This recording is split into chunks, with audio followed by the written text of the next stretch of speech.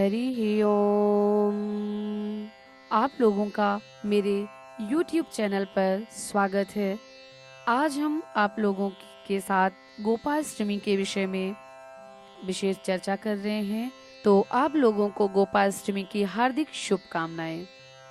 आज के दिन गौ की विशेष पूजा की जाती है, दीपदान किया जाता है गौशाला में, और अपने हाथ से हम गौ को गुड़ खिलाते हैं, मीठी पूड़ी खिलाते हैं, चारा घास इत्यादि खिलाते हैं। फिर गाय की पूजा करते हैं, टीका लगाते हैं और गाय की इस तरह से शुरुआत करते हैं। उनको थोड़ा जल छिड़क देते हैं, टीका लगाओ, दीपदान करो गौशाला में। और फिर गौ की कम से कम 7 परिक्रमा कर लेनी चाहिए। इससे हमारी सुख समृद्धि में वृद्धि होती है। गौ की सेवा तो सनातन धर्म से चली आ रही है, जो हमें पूरे श्रद्धा और भाव से करना चाहिए। गोपाष्टमी से ही भगवान श्री कृष्ण ने भी गाय चराना शुरू किया था। इस समय भगवान की उम्र लगभग 6 वर्ष की थी और भगवान ने अपने मैया और बाबा से विशेष आग्रह करके गाय चराने की अनुमति पाई और फिर गाय चराना शुरू किया था। वो यही दिन था। उसी दिन से फिर गोपाष्टमी की पूजा का प्रचलन शुरू हुआ।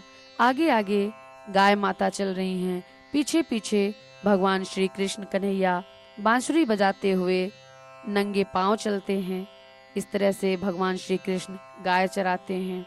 तो कार्तिक शुक्ल पक्ष की अष्टमी को हम गोपाष्टमी मनाते हैं, जो इस बार 1 नवंबर 2022 को मनाई जा रही है। गौ सेवा से ही भगवान का नाम गोविंद हुआ था।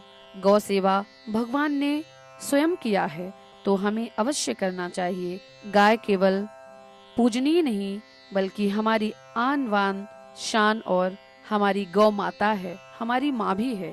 इसीलिए तो हम गौ माता कहते हैं। हमारी संस्कृति में गौ माता का विशेष महत्व है। जब समुद्र मंथन हुआ था तो उसमें से कामधेनु गाय प्रकट हुई थी, निकली थी, जिसे ऋषियों ने अपने पास रखा। उसी कामधेनु से हमारी गौ माता उत्पन्न हुई हैं, ऐसी मान्यता है।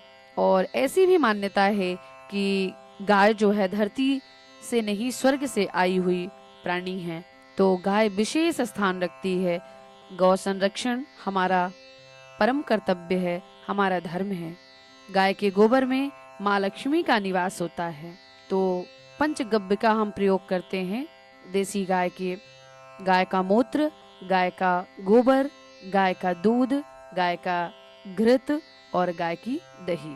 इससे हम भगवान की सेवा करते हैं, पूजा अर्चना वंदन करते हैं। गाय में 33 कोटि देवी देवताओं का निवास होता है।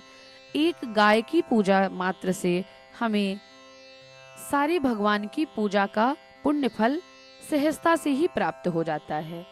तो गौ का दूध जो होता है वह अमृत जैसा माना गया है। देसी गाय का दूध अमृत के समान होता है। तो एक बार फिर से आप सभी को गोपाष्टमी की हार्दिक शुभकामनाएं। गाय की रक्षा और सुरक्षा हमारा धर्म है और हमें अपने हर अच्छे कार्य का प्रारंभ गाय की पूजा और सेवा से करना चाहिए। अगर गौ माता की कृपा हो जाए तो जीवन की सारी कमी हमारी एक पल में दूर हो जाती है, सुख समृद्धि छा जाती है। और जैसा कि हमें पता है कि गौ सेवा से ही नंद बाबा और यशोदा मैया को भगवान कृष्ण की प्राप्ति हुई थी। वर्षों वर्षों उन्होंने गौ सेवा, गौ का पूजन किया, सेवा किया और फिर भगवान कृष्ण का प्रादुर्भाव हुआ उनके जीवन में। तो गौ माता की कृपा से हर चीज को हम सहजता से प्राप्त कर सकते हैं। गौ हमारी माँ है, गौ संरक्षण हमारा धर्म है। और गोपाष्टमी के दिन तो विशेष पूजा अर्चना वंदना और परिक्रमा, दीपदान वगैरह किया जाता है। गोपाष्टमी के दिन तुलादान भी किया जाता है। गौ की रक्षा के लिए, अपनी सुख समृद्धि के लिए, परिवार की सुख समृद्धि के लिए, समाज और देश की सुख समृद्धि के लिए हमें इसके निमित्त कुछ संकल्प लेना चाहिए, मंत्र जाप करना चाहिए पूरे भाव और श्रद्धा से। और कुछ हम दान कर सकते हैं गौ सेवा के निमित्त। इससे हमारे संस्कार और बच्चों में संस्कार बनते हैं और बच्चे हमारे समझेंगे कि यह हमारा परम कर्तव्य है। हम करके कुछ बच्चों को समझा सकते हैं, कह के नहीं करके समझा सकते हैं। तो हमें दान भी करना चाहिए और गौग्रास निकालना चाहिए। जहाँ भी पास में हो गौशाला, हमें दान देना चाहिए, कुछ दक्षिणा करनी चाहिए गौ के निमित्त। तो ये तो थी गोपाष्टमी विशेष चर्चा। आप सभी को मेरा प्रणाम। ओम हरि ओम।